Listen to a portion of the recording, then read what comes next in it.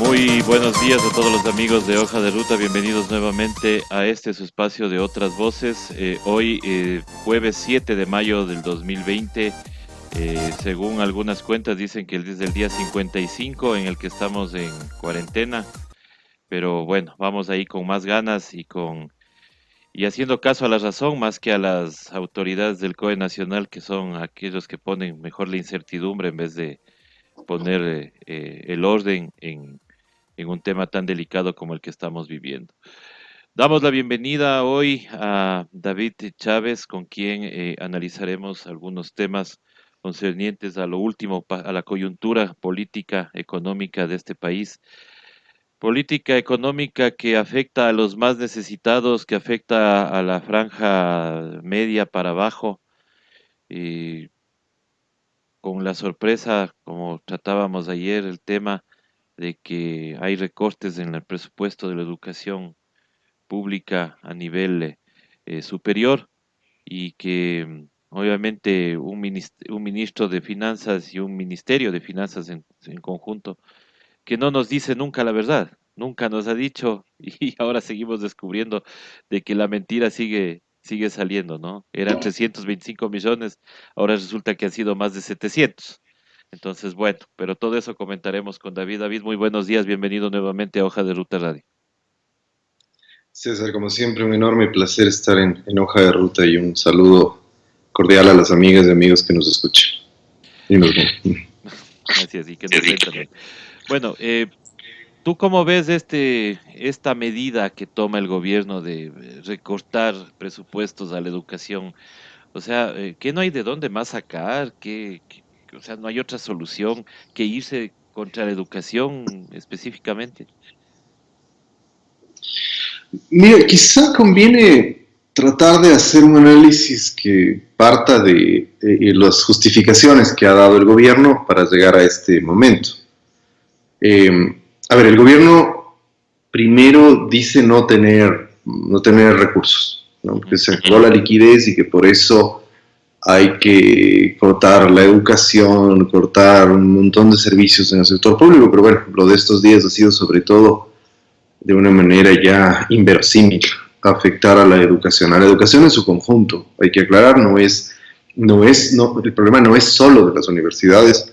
Recordemos que se acaba de eliminar el programa de bachillerato internacional, se acaba de eliminar el programa de primera infancia, uno de los programas más avanzados e interesantes que teníamos para avanzar en ese largo camino, porque la educación es un larguísimo camino. O sea, yo no soy un experto en temas educativos, pero de lo que conozco, los países que lograron transformar sus sistemas educativos tardaron muchísimo tiempo de procesos sostenidos y políticas de Estado que permitieron en 2, 3 décadas llegar a tener logros importantes en sus sistemas educativos. Un retroceso, y más que un retroceso, una entrada destructiva como la que está haciendo el gobierno, es decir, esta intención no solo de retroceder en algunas cosas, sino franca y abiertamente ya de asfixiar a la educación pública y ponerla en serios problemas. Me parece que es bastante, muy grave y preocupante si es que uno piensa que se podía llevar adelante un proceso sistemático de mejoramiento de la educación. Es decir, volvemos a foja cero. Claro. Mal, bien, inclusive antes, ¿no? Es peor. Mal, bien, en los 10 años del correísmo se avanzó con algunas políticas importantes, por ejemplo, el programa de la primera infancia, y sin embargo ahora esto se echa abajo, esto genera consecuencias terribles, resolverlo va a ser muy difícil después. Pero bueno, la pregunta es entonces, no había plata, digamos que esa es la situación. Si esa fuese la situación, en una crisis tan grave como esta, donde se conjuga una crisis económica con una crisis sanitaria absolutamente excepcional, el punto es que tenemos que ver esto, ¿no? Estamos en una situación excepcional. ¿Qué es lo que significaría o qué es lo que tendría que hacer un gobierno en una situación excepcional como esta? Aplicar políticas de carácter progresivo, bajo el supuesto de que no hay plata, ¿sí?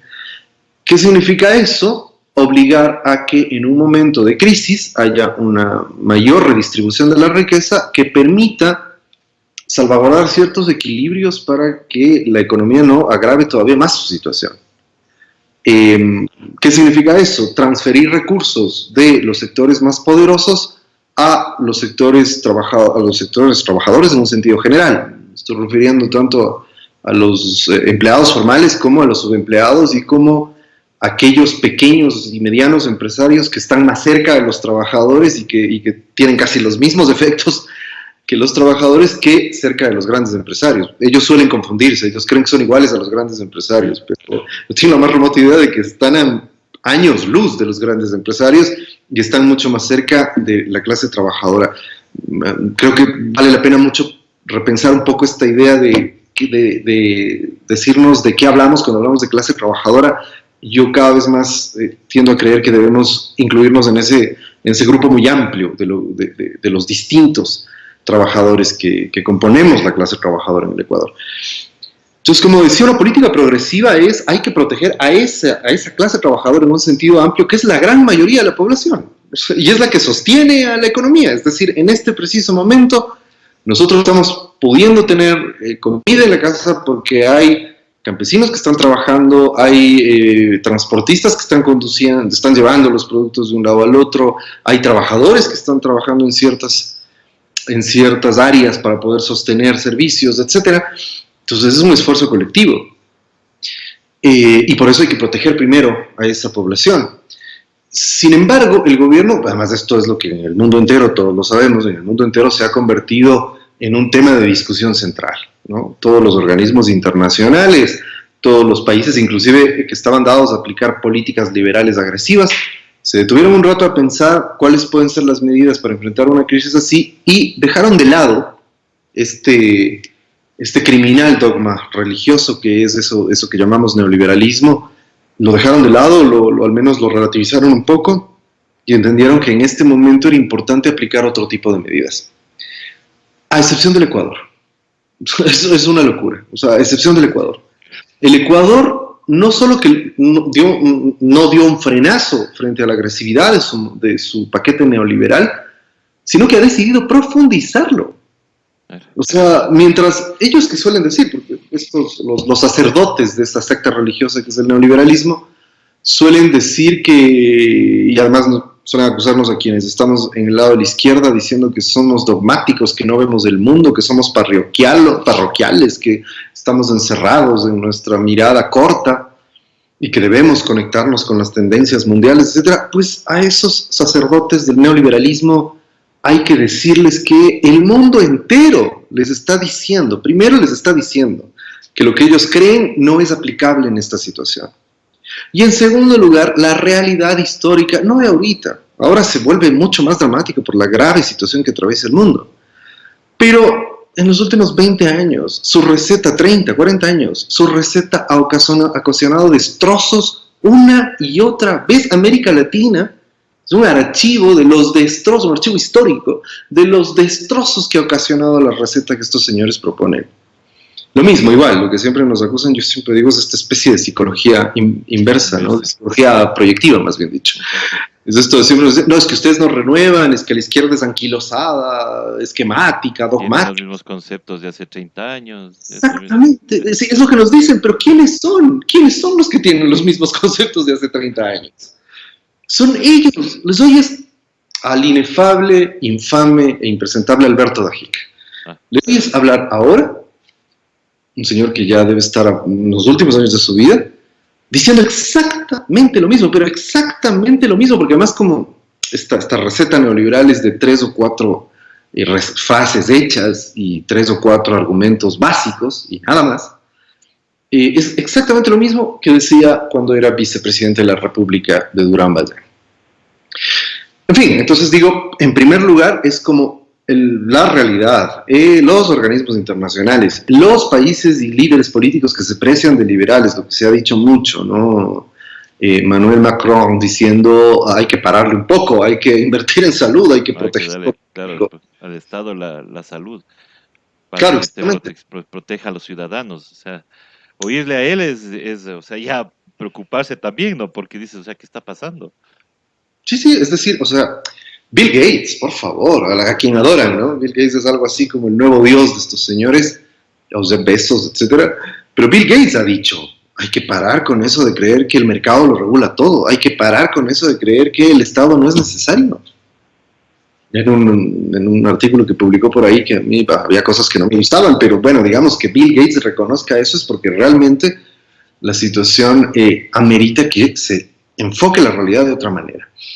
Sin embargo, estos señores dogmáticos, ciegos y provincianos como son, se resisten a creer esto. Entonces, hoy tenemos un primer problema. Es decir, si frente a una crisis como esta, que lo que demandaría es, lo han dicho miles de economistas que conocen mejor que yo esto, en el mundo digo, lo han dicho, es indispensable tomar medidas de otra naturaleza, no neoliberales, porque eso va a llevar a la debacle, o sea, no solo porque ahí no hay dogma, ahí no hay nada, las economías van a ir a la debacle si continuamos aplicando medidas de corte neoliberal.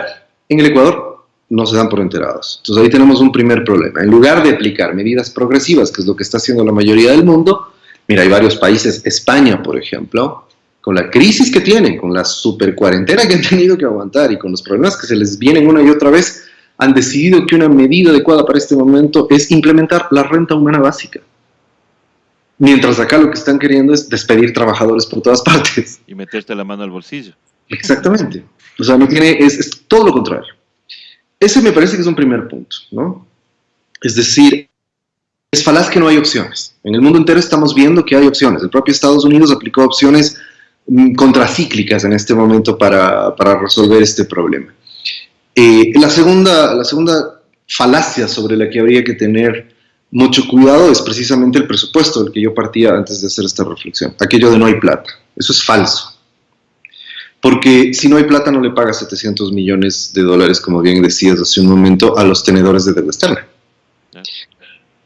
Además, lo otro es la falacia de la prioridad de la deuda externa. Es decir, insisto, estamos en un momento excepcional en donde inclusive el Fondo Monetario y el Banco Mundial recomiendan que se renegocien las deudas, se pospongan los plazos, porque es obvio, vivimos una situación excepcional. El Ecuador, lamentable y dolorosamente para todos nosotros, se volvió famosísimo en esta crisis mundial por lo que ya sabemos. ¿Cómo es posible que en esas condiciones no puedan negociar con los organismos internacionales y los tenedores de deuda cuando todo el mundo sabe el desastre que ocurrió aquí en el Ecuador? La tragedia de proporciones inimaginables que tuvimos en Guayaquil. ¿Cómo es que no pueden negociar? Es falso, además, que no haya margen de acción. Una cosa que a veces olvidamos, que a mí me gusta contrastar permanentemente, es la situación de la Argentina. Para no decir Venezuela, porque ahí dicen que Venezuela acaba de recibir hasta un intento de desestabilización armada en medio de la pandemia y es uno de los países que mejor ha controlado la pandemia, en la gravísima situación económica que está. Argentina, para tomar otro ejemplo, Argentina es un país donde efectivamente el nuevo gobierno, que tiene 3 meses, 4, ¿no? Bueno, vamos al quinto mes, tiene 5 meses, no tiene 3 años, y recibió una economía destruida. Una economía, es así, sobreendeudada por un gobierno de empresarios. Lo mismo que estamos viendo en el Ecuador. El gobierno de empresarios destruyó la economía argentina. La dejó sobreendeudada, la dejó con serios problemas. Y Alberto Fernández tuvo la capacidad de negociar antes de la pandemia. negociar la deuda externa porque era obvio. Sin pandemia ya era un grave problema que si tienes que pagar mucha deuda externa y tienes una crisis económica no vas a poder hacerlo. Entonces, opciones frente al pago de la deuda. O sea, primero, quiero recalcar, primero, no es que no había plata, entonces sí había plata, había 700 millones de dólares para pagar a los tenedores, ¿no? Más o menos el equivalente del recorte que le están haciendo a la educación y que le han hecho a la educación. Y que en medio de eso, es que estamos de manos atadas, no tenemos liquidez, no hay opciones. Sí, había opciones, claro. El problema es que cuando te has vuelto mascota y alfombra del Fondo Monetario Internacional es muy difícil negociar. Cuando no eres un gobierno soberano, es muy difícil negociar con los organismos internacionales. Tan dramático es el asunto que inclusive cuando los organismos internacionales dicen hay que replantear los términos de los pagos de deuda externa y renegociarlos, el Ecuador decide ser más papista que el Papa y pagar, inclusive sobrevalorados, sus bonos de deuda externa. Entonces me parece que hay una segunda falacia de que no hay opciones y no sé qué. Entonces, en términos generales, me parece que el gobierno juega a lo que ha jugado en estos 3 años. Y ahí yo diría que hay un tercer elemento el que cierro esta primera intervención un tanto larga para poder contextualizar lo que está ocurriendo. El tercer elemento no es que estamos tomando medidas en función de la situación que nos ha tocado vivir. Es decir, no es que, vivimos una cosa excepcional y entonces ahora toca ser creativos y ver cómo lo resolvemos. El gobierno única y simplemente ha continuado con lo que ha sido su plan de gobierno desde hace casi 3 años. Bueno, no sé si plan, hablar de plan es darles mucho mérito. Sí, porque todo es pura improvisación nada más, o sea, todo ha sido a la carrera y al apuro. Para responder a la pandemia, eso claro. Sí. Pero ahí hay que ser muy claros. ¿Cuál ha sido la agenda de este gobierno, para decirlo así? La agenda de este gobierno no ha sido la preocupación por la mayoría de la población y por el bien común. Cometeríamos un gravísimo error si creyésemos que este gobierno ha sido un gobierno con un proyecto de país, con un proyecto inclusivo. O sea, seríamos bastante ingenuos, digamos, si creemos que ese eslogan ridículo que tienen del gobierno de todos es cierto. Es todo lo contrario. Una de las paradojas fascinantes de este gobierno es como su demagogia. Este es un gobierno profundamente demagógico. Profundamente demagógico. Gobiernos demagogos como el de Gutiérrez son un juego de niños al lado de la demagogia de este gobierno. Y una de las muestras es eso. El gobierno que ha pensado más en los intereses de esas minúsculas oligarquías de las élites económicas de este país ha sido que le ha favorecido más solamente a esas élites, ha sido Y sin embargo pone como eslogan el gobierno de todos, cuando es todo lo contrario. Es el gobierno de poquísimos, en contra de la gran mayoría. Además, voy a subrayar eso, porque si favoreces a los poquísimos que han sido siempre favorecidos, si privilegias a los privilegiados, estás afectando a las grandes mayorías. Entonces digo yo, César, ¿qué de distinto estamos viendo ahora de lo que ha venido haciendo el gobierno desde antes, perdón? O sea, por eso también me indigna ver a ciertos disque periodistas indignados ahora, criticando y denunciando al gobierno, cuando ellos lo aplaudieron y le pusieron ahí. Y hasta hace un mes lo defendían. Y hasta hace un mes eran parte de sus ejércitos de perros de presa, dispuestos a atacar a los enemigos políticos del gobierno, cuando en octubre ocultaban y se inventaban cosas delirantes y repetían los argumentos delirantes del gobierno.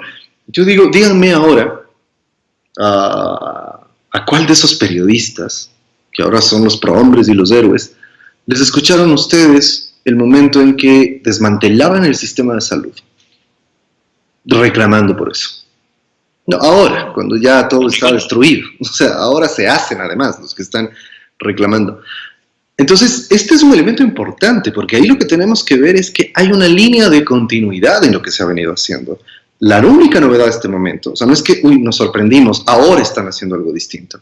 La única novedad de este momento es que debido a la pandemia, que es una de las cosas que la historia recordará como de las mayores infamias, aprovechando la pandemia, aprovechando que la gente está encerrada en su casa y que obviamente es una situación excepcional para todo el mundo, y por tanto, no es tan fácil tener resistencia en la calle, a pesar de ser un gobierno que tiene el rechazo de que el 95% de la población. Están aprovechando la pandemia para radicalizar su agenda neoliberal y llevar adelante una serie de medidas que en otras circunstancias no habrían podido o les habría costado un poco más caro, sin importarles un centímetro la enorme tragedia que provocaron en Guayaquil. Entonces me parece que ahí debemos contextualizar muy bien lo que está ocurriendo. Y lo que está ocurriendo no es más que una continuidad agravada y profundizada de lo que ya veníamos viviendo. Solo recordemos ese dato que es un dato de la infamia histórica, insisto. En los 2 últimos años este gobierno le redujo a la salud más del 60% de su presupuesto. Más del 60%. A la educación es otro tanto. Hace poco vi, porque además, ¿sabes qué? Una cosa que este gobierno ha logrado es convertir al Ecuador en el imperio del cinismo y la mediocridad. Es decir, se han encaramado, se han encumbrado como opinadores, como periodistas, o sea, los renombrados, los que están al lado del gobierno, etcétera, los más mediocres y cínicos que uno puede imaginar. O sea, en estos días tuve que ver con algo de asco el tuit de un exministro de Educación que reclamaba el recorte presupuestario. Y que hablaba, el que hablaba del etnocidio, ¿te acuerdas de él?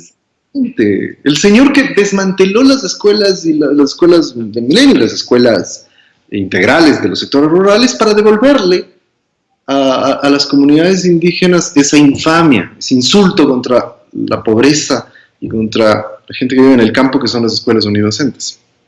Y que despidió a miles de trabajadores del sector educativo. Ese señor, digo, es que este es el imperio del cinismo. Ese señor reclamando el recorte presupuestario. Igual que otro señor que fue secretario de Educación Superior, artífice de todo el desastre político que él y otros que se creen genios de la política, que se creen estrategas, pequeños maquiavelos de junta parroquiales, lo que son, que se creen los grandes estrategas de la política y nos condujeron a esto. Esa gente es gente que por lo menos debería tener la decencia de estar casada. O sea, no, eso no ocurre. Salen a opinar y salen a dar línea y jamás les he oído siquiera pedir perdón por lo que le han hecho al país. Es que es muy fácil cuando ya el país se está hundiendo, en buena medida, por lo que has hecho. Es muy fácil hacerse a un lado y fingir que uno no tiene nada que ver. Los políticos ecuatorianos en eso son de una larguísima experiencia, pero no solo los políticos, y eso es lo grave. Hay periodistas, hay académicos, hay generadores de opinión pública que hacen lo mismo. A mí me abruma ver cómo gran parte de los cómplices de este desastre ahora son los impolutos que critican y dan lecciones sobre lo que se debería hacer. Claro, yo le veía al historiador Ayala Mora escribiendo un tuit reclamando de que se ha destruido a la salud pública.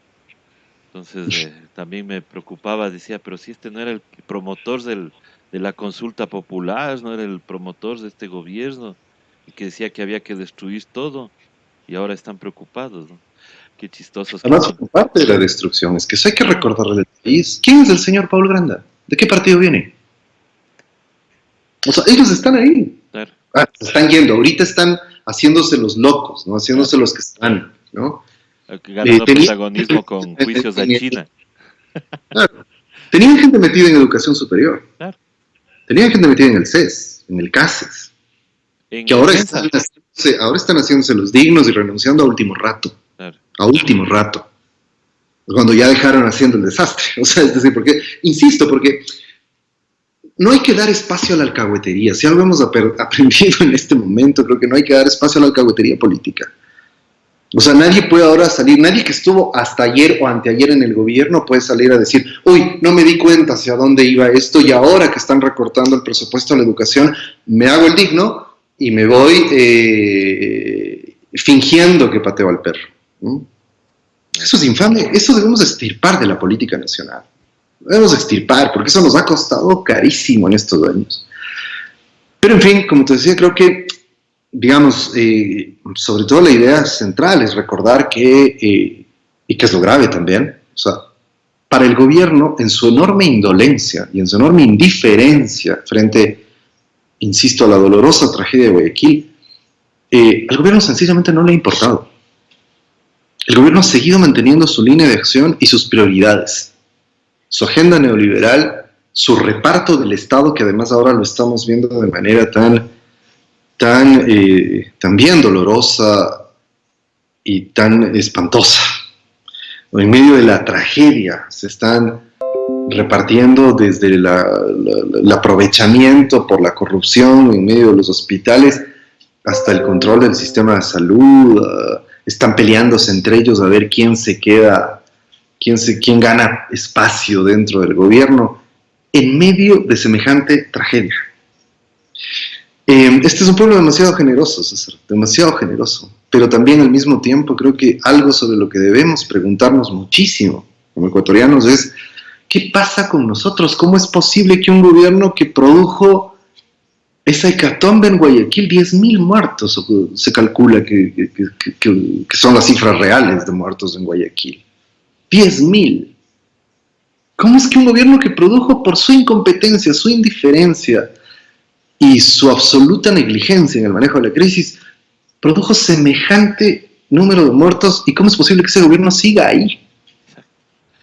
O sea, quiénes le apuntalan, ¿no? O sea, ya sabemos que Fuerzas Armadas, los mismos empresarios son quienes le apuntalan, pero ¿podrá ser poderoso como para que el pueblo no reaccione? O sea, o realmente nos estamos dejando lavar el cerebro porque, o sea, yo sí, muchas veces, muchas discusiones que se tienen, debates que se tienen, se topa uno con una gente que, o sea, te repite, pero al pie de la letra, todo lo que dicen los medios de comunicación. O sea, mira, esto de los 70.000 millones de dólares que se habían robado, o sea, te repiten a cada rato y vos les dices, no, el BID acaba de desmentirle a la señora Dora Ordóñez. Y ellos dicen, no, es que eso no es así, se robaron los 70.000 millones y están convencidos. Ayer también les decía a alguien, digo, oye, digo, la corrupción era en el correísmo, ¿no?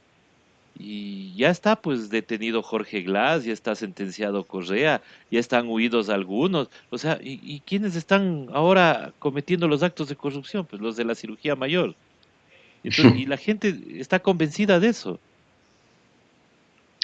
Bueno, creo que sí, pero a ver, yo lo relativizaría un poco, porque creo que es ya una minoría muy fanatizada, ¿no? Es una minoría que todavía hace mucho ruido, porque esa minoría se ve reflejada sobre todo en los medios de comunicación, es la voz de los medios de comunicación. Yo creo que la gran mayoría se dio cuenta, inclusive mucha gente que estaba convencida de estas cosas, al ver lo que está ocurriendo, se ha dado cuenta de ciertas cosas, ¿no? O sea, digo, insisto, no hay un estrictamente objetivo, no se trata ni de jalar para un lado ni para el otro, pero, y habrás escuchado también, de igual manera, hay mucha gente que era muy crítica del correísmo, lo sigue siendo, que es muy crítica, anticorreísta inclusive, pero que reconoce cosas como que con un gobierno como el de Correa, podría ser Correa como cualquier otro, pero un gobierno que tiene proyecto de país, que tiene un Estado funcionando, que tiene mirada estratégica, etcétera, esto no habría ocurrido. Sí. O sea, esta tragedia no habría ocurrido. Ahora la gente no puede, estos embauques que son producto del marketing político y la big data y todo este tipo de cosas, esto dura un tiempo, pero no dura por mucho tiempo. Porque obviamente la realidad termina estando ahí enfrente. Ahora, claro, hay gente que es muy fanatizada y o sea, sencillamente puede ver por su ventana que es de día, pero si los medios de comunicación le han dicho que es de noche, cree que es de noche. O sea, y va a repetir que es de noche, y aunque le muestres de nuevo que por la ventana es de día, te va a seguir insistiendo en que es de noche. Bueno, eso tiene una explicación un tanto profunda, digamos, en la que no podremos detenernos mucho, pero en el mundo moderno, en la sociedad moderna, la política es cualquier cosa menos racional. A veces creemos y cometemos un grave error. A veces creemos, aunque yo apuesto a eso, digamos, no haría lo que hago en espacios como este si no creyera en eso. Es decir, que es posible establecer un debate medianamente racional, medianamente lógico en la política. Eso cuenta, pero no es lo fundamental. La política en el mundo moderno es algo así como el sustituto de la religión en las sociedades tradicionales.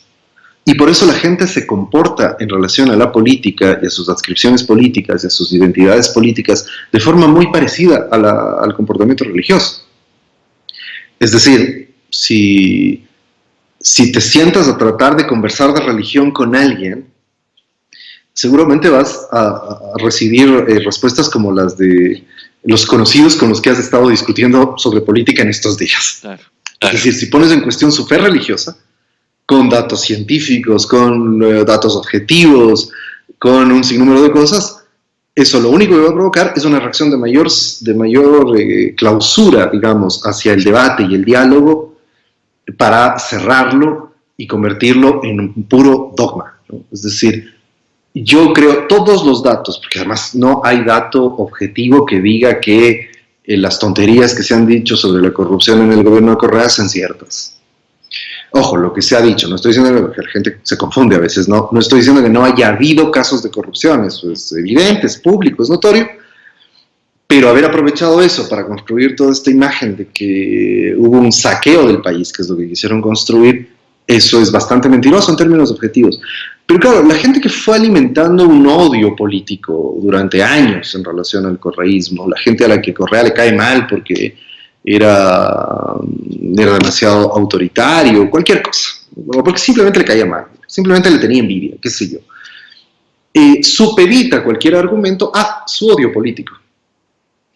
Entonces ahí funcionan muy bien los mensajes fáciles, por ejemplo, los medios de comunicación, los grandes medios de comunicación han sabido manejar muy bien eso. Es decir, yo no te doy ningún dato, pero te digo, esa es una gente mal, es una banda, todo el tiempo, ¿no? Esto que han dicho, es una banda criminal, es una banda de mafiosos, que se robó todo lo que pudo y por eso estamos en la situación que estamos, ¿no?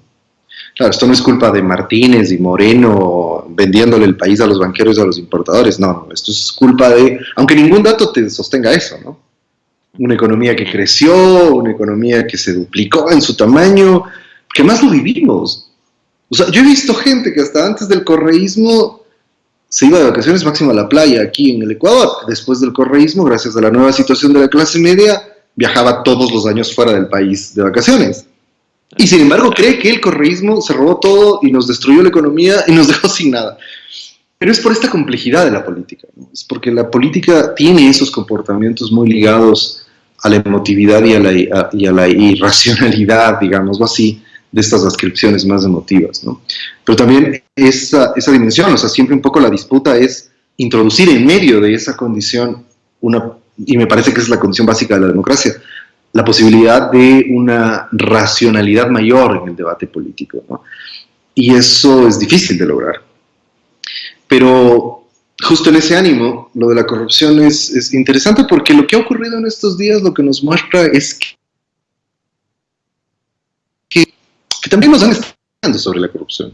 O sea que hay mecanismos en el funcionamiento del Estado que dejó instalada la dictadura que hacen posible que si alguien indaga y controla con algo más de acuciosidad lo que ocurre en los procesos de compras públicas o de contratación pública, puede detectar casos de corrupción, ¿no? Es decir, como hemos sabido lo de las mascarillas y lo de las fundas para cadáveres en los hospitales, a partir de que se vio en los registros del proceso de contratación que había unos sobreprecios, ¿no? Eso sí. Entonces, claro, si esto existe en este momento, digamos, y eso ha existido siempre, porque son los famosos portales de compras públicas y todo eso, ¿cómo es que en los 70.000 millones que dicen que se robaron no han encontrado un solo indicio exactamente igual a este, ¿no? A lo de las mascarillas o lo otro, cuando hablan de sobreprecios todo el tiempo, etc. Entonces, esto nos sirve también para no dejarnos manipular con el tema de la corrupción, porque si en esta lógica de emotividad política con la que decía que las cosas funcionan, la corrupción es muy efectiva, porque la corrupción genera este efecto de víctima sacrificial, ¿no? En una sociedad donde todo el mundo le cruza el billetito para las colas al policía para que no te ponga la sanción en la multa de tránsito, es muy importante que haya un chivo expiatorio al que todos podamos señalar y podamos decir, ese es el corrupto y no yo. Que es una de las formas en que la política funciona de esta forma emotiva, de esta forma sensible y no tan racional, digámoslo así. Entonces, por eso la corrupción es tan efectiva para la lucha política de ciertos sectores. O sea, manipulada la corrupción sirve muy fácilmente para adscribir estas identidades políticas más emocionales, más prácticas, más espontáneas, entre comillas, digámoslo así. Entonces, ahí tenemos que aprender mucho, a saber descifrar y a saber que si uno difumina lo de la corrupción de manera indiscriminada, cae en uno de los peligros mayores para la democracia, que es la antipolítica, que es lo que estamos viviendo precisamente en este momento. En eso sí, hay buena parte de gente que todavía cree, por ejemplo, que el problema es la política. Y que el problema aquí es que los políticos se han robado, ya no importa si el correísmo o no, sino los políticos en general, que se expresa en una cosa que me parece muy significativa en este sentido, ¿no? En este foco que tiene todo el mundo con la Asamblea Nacional y con que les bajen a los asambleístas los sueldos, con que bajen la Asamblea o que de una vez la supriman. Lo cual en términos económicos no tiene el más mínimo sentido. O sea, no puede quitarles todo el sueldo a los asambleístas y un sueldo de los asambleístas de un año no te sirve para cubrir prácticamente ni el más bajo de los recortes a las universidades públicas. Por supuesto. Pero, ¿por qué es tan importante esto? Porque en el esquema de comprensión práctica que la gente tiene estamos mal y esto es culpa de los políticos, ¿no? ¿Por qué eso es necesario y tiene que ser impulsado así? Ahí hay un gran debate y una gran disputa ideológica. Porque eso encubre el verdadero problema. Es decir, que quienes están saqueando el país y quienes nos han llevado a esta grave situación son esa minoría de privilegiados ricos, de las élites ricas de este país, que están sacando la plata por millones y que siguen beneficiándose y que dan un poco de caridad y creen que ya resolvieron el problema. Entonces, desplazarnos de ese, que debería ser el debate principal, es su gobierno, es su política, es su proyecto el que nos llevó a esta situación, nos trasladan a son los políticos, son los asambleístas, y ni siquiera tiene sustento el debate, pero claro, la gente repite esto porque mientras los medios sigan siendo caja de resonancia de las élites, ahí hay un trabajo muy difícil en cuanto a la lucha ideológica, a la lucha cultural, para lograr romper esa hegemonía, ¿no?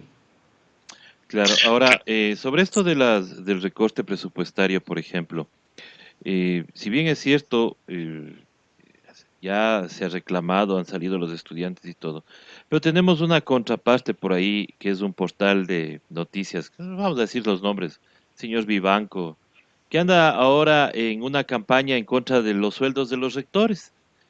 Dice que se gasta mucha plata pagando a los rectores y que se desvían la plata y todo, y ahora se fueron hasta contra los operarios de la Politécnica Nacional diciendo que están ganando demasiado. O sea, ese tipo de campañas, ese tipo de cosas, o sea, sí debería también la gente darse cuenta de quién viene, porque vemos que especialmente este portal suele hacer justamente como el caballo de batalla del gobierno cuando lanza alguna medida. Siempre salen ellos a decirte algo o a aumentar lo que el gobierno ya dice.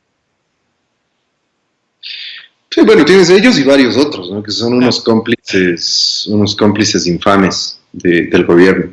Y digo, yo ni siquiera les prestaría mayor atención, pero una cosa que sí nos debe llamar mucho la reflexión es, ¿cómo es posible? Yo no me animo ni siquiera, porque creo que es una ofensa para gente que hace periodismo, como tu caso, César, y de tantos otros, llamar a esos propagandistas del gobierno periodistas.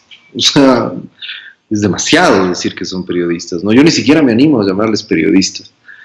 Estos propagandistas del gobierno, digamos, lo grave para mí es que como sociedad nosotros, o sea, que haya un mediocre, inculto, como este señor, como otros de otros portales, los denunciólogos, que a mí me avergüenza inclusive ver cómo escriben, para empezar. Me cuesta muchísimo leer a esa gente porque son de una capacidad para maltratar el idioma español que abruma. No vamos a decir absolutamente nada de su calidad de investigación periodística, que es deplorable. ¿Cómo es posible que hayamos encumbrado a esta gente? Eso creo que es lo que tendríamos que preguntarnos muy seria y muy profundamente en el Ecuador. Y que está vinculado a lo anterior, ¿no?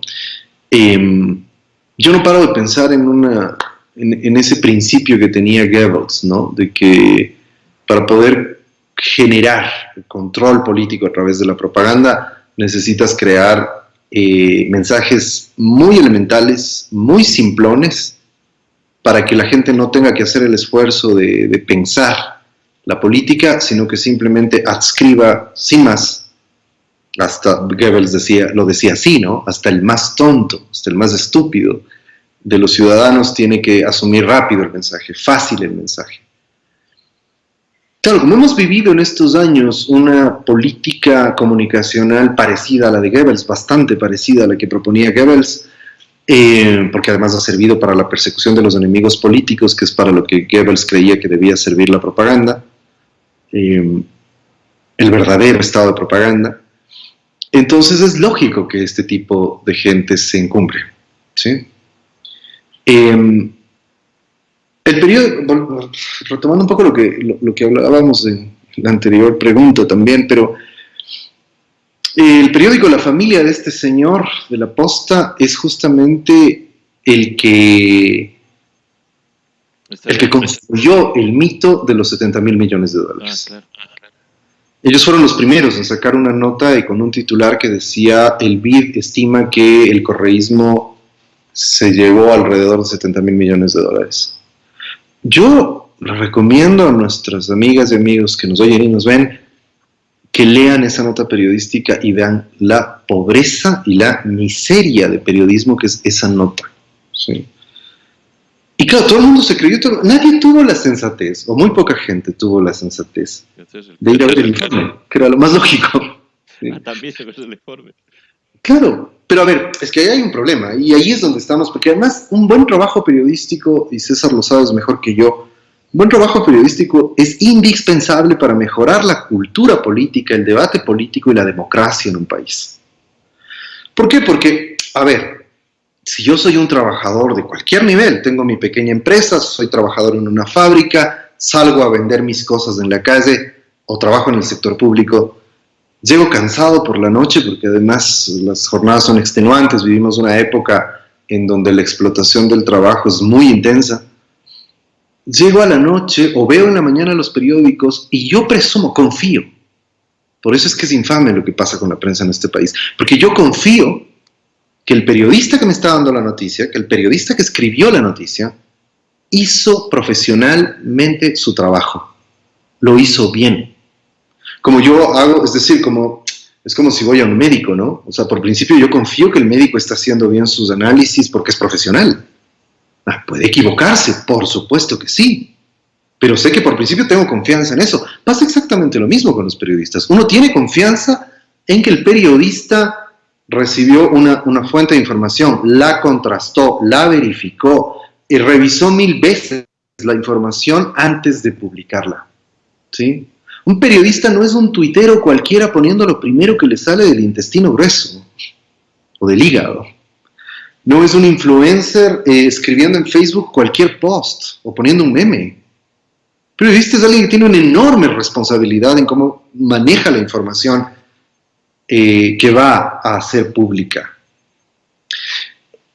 Por eso es que es dramático. ¿Qué ocurrió con esto de los 70.000 millones de dólares? De pronto todo el mundo lo empezó a repetir, Y claro, digamos, a mí, igual, yo suelo decir, yo inclusive hasta les demandaría a ciertos periodistas, porque uno como analista, uno como académico, espera también que la prensa haya hecho su trabajo para de ahí tomar las fuentes y no tener que hacer el trabajo que debería que haber hecho el periodista. A nosotros ahora, yo digo, a muchos de los colegas y demás, nos toca hacer el trabajo que los periodistas no hacen.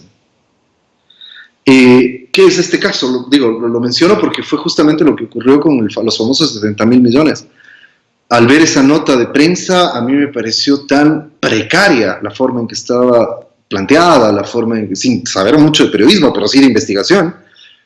Y claro, lo primero que hice fue ir a ver el informe, y cuando vi el informe vi que no decía absolutamente nada de lo que era una mentira completa. Que no, el informe no dice nada de eso. Es más, César, lo único que el informe dice así, objetivo y concretamente sobre el Ecuador, es cuando dice, en medio de estas ineficiencias del gasto público, hay 2 países que en América Latina destacan como los países más eficientes en el gasto público, Bolivia y Ecuador. Eso sí dice ese informe. Ese informe del BID, eso sí lo dice. Pero no lo de los 70.000 millones es una cosa de locos. Pero claro, vuelvo sobre lo que te decía antes. Bueno, al final a uno, porque es parte de su oficio también, cuando uno va a opinar, cuando va a escribir cosas, cuando está investigando, tiene que contrastar fuentes, verificar, etcétera. Pero, como te digo, para quien es un trabajador que ha estado todo el día trabajando, que llega cansado y espera que el periodista solamente haya hecho bien su trabajo y le dice, el gobierno anterior se robó 70.000 millones, yo digo, uy, claro, además para llegar a hacer una afirmación de esa dimensión, lo que la gente automáticamente, sin pensarlo mucho, entiende es, los periodistas son gente confiable, son gente que por lo menos habrá leído el informe, pues. Claro. Vos sabes cómo es esto, ¿no? O sea, si alguien lee el informe y ve que no está ahí ese dato, sencillamente no lo replicas, pues. Es más, deberías, por ética periodística, deberías escribir una nota aclarando que lo que está diciendo la otra gente no es cierto. Por más que odies al gobierno, al exgobierno, digamos, ¿no?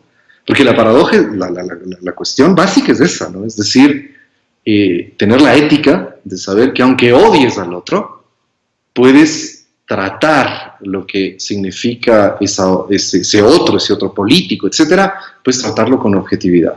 No con imparcialidad, lo sabemos, pero con objetividad.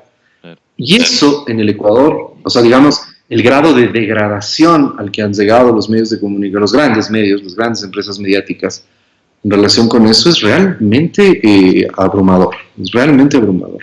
Es terrible. Vamos a un tema político. A ver, la comunicación primero del gobierno cae en la prepotencia. Ellos te dicen un poco más y que ellos han manejado la crisis de una manera maravillosa, que son poco más y los más expertos que han aprendido de esta crisis y entonces ahora ya están listos para todo. Es más, la curva está bajando, ya podemos salir a la nueva normalidad. Pero por ahí salta un caso del señor vicepresidente que dice, ya no soy candidato a nada, y ayer se destapa el papá y dice, esto es rupturita que también les pasó y quién está jodiendo al país. Y entonces lo que vemos que dentro de esa prepotencia hay una bronca tenaza dentro del gobierno.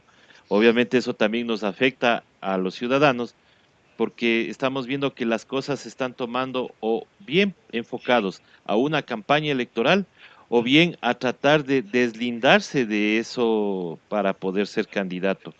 Porque ahí hay unas dos posiciones bien marcadas que son las de ruptura con el presidente en su burbuja, porque yo no creo que él tenga ninguna influencia en lo que está pasando, y el vicepresidente ya queriendo desmarcarse. Inclusive ayer leíamos hasta tweets de colegas que decían, ¿será posible un cuarto vicepresidente en este periodo? A ver, ahí hay un problema complejo, pero que hay que saber leer a mi modo de ver, ¿no? Yo partiría igual de una pregunta. O sea, ¿en qué medida ese bloque que está en el poder, ese gran pacto que es el que gobierna, esto que medio coloquialmente en redes sociales se ha llamado el pacto Nebot-Lasso-Moreno, ¿no? Y otros sectores, que es el que viene gobernando desde hace 3 años y que es el que nos ha llevado a esta gravísima situación, cosa que hay que recordar y subrayar, ¿no? Porque aquí, como decía Bucaram, el señor Bucaram también, que es parte de ese pacto, como él decía cuando le tumbaron a él, ¿no? Nadie se me baja de la camioneta, habría que recordar lo mismo, ¿no? Es decir, ahora hay un camión de mudanzas en donde está metido todo el mundo, y todo el mundo ha participado, y ha colaborado, y ha puesto su granito de arena para destruir este país, lamentablemente. Pero bueno, mi punto es, la pregunta ahí es que hay que saber distinguir, voy a usar una expresión que a mí me gusta mucho de ese maravilloso marxista italiano que es Antonio Gramsci. Él hacía una distinción entre lo que llamaba la pequeña política y la gran política, ¿no? Decía, la pequeña política es la de las pequeñas intrigas palaciegas, digamos, ¿no? Cuando a lo Game of Thrones, ¿no? Cuando uno por ahí traiciona para ganarle el puesto al otro y cosas así, ¿no? Esa es la política de la coyuntura, de lo que vemos así como muy por encima, digamos, y hay que saber leer en esos conflictos si es que realmente estamos hablando de la gran política o solo estamos quedados en la pequeña política. Es decir, son solo reacomodos y arreglos en el marco de un acuerdo general que es el que no va a cambiar, ¿no? Para Gramsci, como digo, la gran política era aquella que transforma las estructuras de poder o transforma las condiciones generales del ejercicio del poder o el gobierno. Hecha esta reflexión, yo creo que el conflicto que hay en el gobierno es un conflicto de la pequeña política, no de la gran política. O sea, la gran política, que son los acuerdos de base de este gran pacto de gobierno que ha destruido el país, insisto, están intocados. Es decir, dime si alguno de esos actores que están en la disputa política ha salido a defender a la educación pública, por ejemplo. Ninguno. No, incluyendo a los periodistas, ¿no? Incluyendo a los indignados periodistas de última hora que se han vuelto héroes, ¿no? ¿Quién de ellos ha salido a reclamar por la educación pública?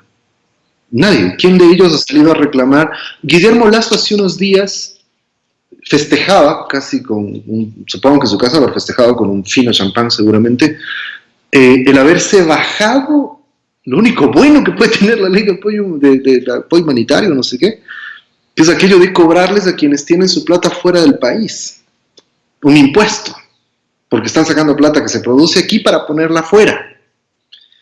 Y festejaban eso. Entonces, a ver, ¿cuál es la lógica? No. O sea, la agenda neoliberal del gobierno no está cuestionada. Nadie la está cuestionando en ese bloque de poder. Nadie, ¿no? Los socialcristianos en esos juegos de efecto que suelen hacer a veces como que han dicho un par de cosas con una tibieza que en gente que está acostumbrada a hablar a los gritos y que se cree que es madera de guerrero y no sé qué, cuentos demagógicos. Es muy raro ver que hablen con tanta tibieza en contra de la agenda neoliberal del gobierno. Y no de fondo, más allá de que Nebot o su gente salgan a decir, es que no más impuestos, es que no sé qué, lo que están diciendo es, la agenda neoliberal está bien, el gobierno no la está aplicando bien, nosotros la podríamos aplicar mejor, digamos, eso es lo que se lee entre líneas, ¿ya? No hay actor político de ese bloque en el poder que esté cuestionando realmente el modelo neoliberal, la primera cosa. En segundo lugar, no hay actor político que esté cuestionando el reparto del Estado como forma de gobierno en este momento.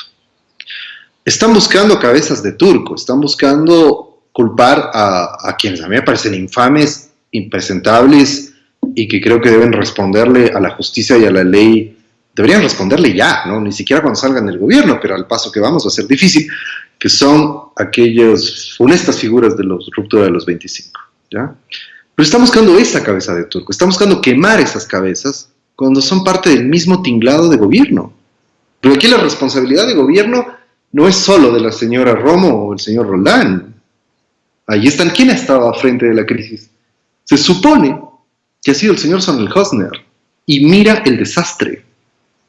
Entonces, claro, en esta lógica de todo el mundo se lava las manos y ven a quién queman, están tratando de resolver este conflicto, pero insisto en que para mí, es un conflicto estrictamente vuelvo sobre esa figura, la pequeña política. Se están reacomodando, pero esa agenda, tanto en lo económico como en lo político, la agenda básica de nos repartimos el país, concentramos el poder, perseguimos políticamente al enemigo común que tenemos, que es el correísmo, es el único enemigo real, y en parte a la CONAIE, que no han cesado tampoco de molestar y de seguir insistiendo con sus demandas y sus tonterías contra la dirigencia de la CONAIE, pero que son los enemigos visibles, y a quienes hay que darles duro, nada más. Pero en eso no hay ningún cuestionamiento. Ahora, ¿sabes qué es lo que me parece interesante de estas declaraciones del papá de Sonnenhosner? Porque si uno las mira con detalle, ahí hay que leer, mira, este gobierno se ha caracterizado por una cosa, es que todo lo que hace parece un operativo de servicios de inteligencia, ¿no? Es decir, un montaje en donde uno tiene que saber leer entre líneas para ver por dónde va a ir la política, ¿no? Lo voy a plantear como una hipótesis. Podríamos, después de hablar en un par de semanas, y si quieres apostamos, César. Ya, vamos. A mí lo que me parece es que, a ver, de eso y de otros tweets que he visto de los propagandistas del gobierno y los periodistas, los pseudo periodistas alineados con el gobierno, a ver, se está construyendo ahí un relato que puede legitimar una posible transición, un posible reacomodo de fuerzas al interior del bloque en el poder. Y es que estas declaraciones del padre Sonnenhosner tienen un detalle al que yo creo que hay que prestarle atención.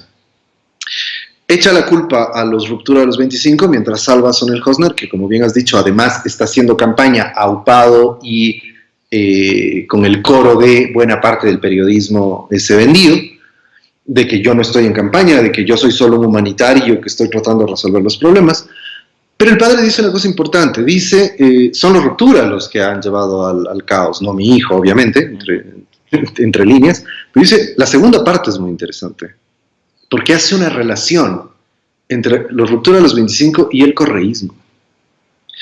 Y hay varios, de pronto empezó como te digo, de pronto varios de los influencers y los periodistas mercenarios del gobierno han empezado a insinuar que hay continuidades. ¿No? Te dicen, ya tienen 14 años robando, son los mismos que siguen robando. Me parece que hay un intento de construir una línea de continuidad en el debate ideológico político para decir que son los Ruptura Mal que Viene estuvieron en el gobierno de Correa también. Y tratar de incluir, yo no sé si eso les vaya a funcionar, esa es otra discusión, pero me parece que van a ir por ahí. Creo que están muy cortos de ideas, no me parece una estrategia muy brillante, la verdad, lo tengo que decir, pero creo que su intento es tratar de hacer una conexión entre los casos de corrupción que han ocurrido en este momento con la ruptura de los 25, posiblemente con el Partido Socialista, con lo de Granda en el IES y todo esto, pero hacer el vínculo con la izquierda, el progresismo, el correísmo, etcétera, para, en un amasijo de esa naturaleza, tratar de desprestigiar cualquier opción que venga desde la izquierda. Como te digo, me parece una estrategia desesperada. La derecha se ha quedado realmente, ya en el plano de la disputa de la legitimidad democrática, se ha quedado realmente en soletas, no tienen nada. Pero por eso van a tratar de consolidar el poder que ganaron ilegítimamente, ¿no? Entonces, creo que es una estrategia de propaganda, una estrategia casi, vuelvo sobre esto, de operativo de inteligencia. Y obviamente Moreno terminará alineándose con la facción que termine ganando esa pequeña disputa de Palacio, ¿no? Podría ser que van a utilizar, inclusive, voy a ponerme un poco más conspiranoico, digamos, e inclusive puede haber un pacto y un acuerdo de quemar a Romo, a Roldán y demás con su propia anuencia para poder saldar y limpiar un poco la imagen desastrosa que tiene el gobierno. Insisto en que no creo que sea una brillante estrategia, pero me parece que en medio de lo que tienen podrían estar disparando sus tiros hacia allá. Claro, ahí se ve el trabajo posiblemente del asesor de Nayib Bukele, ¿no? Que está por Muy acá. Muy posiblemente, ese misterioso. Bueno, mi estimado David, te quiero agradecer. Qué chévere, hemos conversado algunos temas sobre lo que está pasando en el país. Esperemos que las cosas, siempre tener la esperanza de que las cosas mejoren, pero obviamente sentados no vamos a poder hacer nada. Tenemos que reaccionar de alguna manera, tenemos que salir adelante, pero obviamente poniendo nuestra presencia en los actos que podamos luego ya realizar cuando ya salgamos de esta cuarentena. Yo pienso que o tengo la esperanza de que esto pueda derivarse en un estallido social, porque la verdad es mucha cosa la que estamos aguantando realmente, y no sé qué piensas tú, David. Sí, yo creo que lamentablemente solo nos queda la democracia de las calles, porque los mecanismos democráticos, institucionales y demás sencillamente han sido clausurados. Es un gobierno que ha concentrado muchísimo poder, tiene controlado todo el poder del Estado. Este sí, ¿no? Este sí es un control real del poder del Estado, lo hemos visto a las claras. Y los mecanismos democráticos no existen. No hay medio, o sea, no puedes explicar de otra manera que un gobierno que tiene semejante rechazo popular siga en el gobierno sin enmendar nada. Claro. Puedes decir, ya, bueno, o sea, es un gobierno que tiene rechazo popular, pero enmienda sus medidas, modifica un poco su política. No la modifican, no enmiendan, la radicalizan. Es un gobierno que tiene mucho poder y que tiene mucho control sobre la política. Entonces, nos quedan las calles. Creo que los estudiantes universitarios ya dieron una primera sonada, pero bueno, también es como, ese es un punto, o sea, yo insisto, inclusive yo soy profesor universitario y obviamente estoy reclamando el recorte a la educación, pero también como país necesitamos encontrar modos de reaccionar ante lo que nos han hecho. Yo insisto en que tenemos que llamarnos profundamente la atención de cómo es posible que un gobierno que provocó casi 10.000 muertos en Guayaquil esté aún en el poder. O sea, eso no tiene sentido. Pero creo que tenemos la democracia de las calles. No sé si con COVID, sin COVID, pero además el gobierno está provocándolo. El gobierno nos está llevando a una disyuntiva, que creo que es lo que yo pude ver con la gente que salió a la protesta de las universidades públicas, de la central particularmente. Un poco lo que la gente está sintiendo es esto de nos están arrinconando hacia una disyuntiva entre o es la vida o es la vida, o sea, porque es decir, o es tu salud en la casa, etcétera, o es las condiciones básicas para que puedas reproducir tu vida a partir del trabajo y demás. Es decir, hay que ir advirtiendo eso, ¿no? Antes de que si las cosas se complican más, el gobierno empiece a culpar a quienes no corresponden, a los dirigentes sociales, a la gente, de las cosas que está provocando el gobierno, ¿no? Es decir, que no nos salgan como en octubre, de que había conspiraciones, de que había no sé qué, cuando quien provocó lo que provocó en octubre fueron ellos, tomando las absurdas y estúpidas decisiones que tomaron. Ahora siguen en lo mismo, en una situación de pandemia. Y si hay una reacción popular, lo más absurdo sería, lo van a hacer, yo lo sé, pero será lo más delirante que vuelvan a culpar a la gente que está llegando a una situación de hartazgo. Pero en resumen, digo, creo que no nos está quedando más que otra vez la ruta de la democracia de las calles. Es lo que uno ve en el horizonte, no hay opciones de una salida política. Exactamente, es también lo que pensamos nosotros. Eso es la única solución. David, muchísimas gracias nuevamente por habernos recibido y haber asistido a esta entrevista. Nosotros agradecemos también a las personas que están conectadas con nosotros y nos están pidiendo, perdón un ratito, David, dice que publicar los programas en horarios, ay, los horarios, dice así. Sí, bueno, mil disculpas. La verdad es que la entrevista con David se pactó el día de ayer, en la hora de la noche y acá posiblemente. Y bueno, mi productor no me había avisado con tiempo para poder hacer la claqueta de invitación. Mil disculpas a todos. La próxima lo vamos a hacer con más antelación. De todas maneras, todas las entrevistas están publicadas en los 4 portales de Hoja de Ruta, tanto en Facebook Live, en Ciudadanía y Resistencia, Otras Voces y Hoja de Ruta, y a las páginas amigas que se nos unen, como el Espectro Guamaní, Ecuador, País de Contrastes, y Los Siete. Y luego estará subida también en YouTube, así que ahí tenemos algunas opciones para poder repetir las entrevistas. Muchísimas gracias, David, nuevamente, y nosotros nos estaremos conectando más tarde con más entrevistas aquí en Hoja de Ruta Radio. Hasta pronto.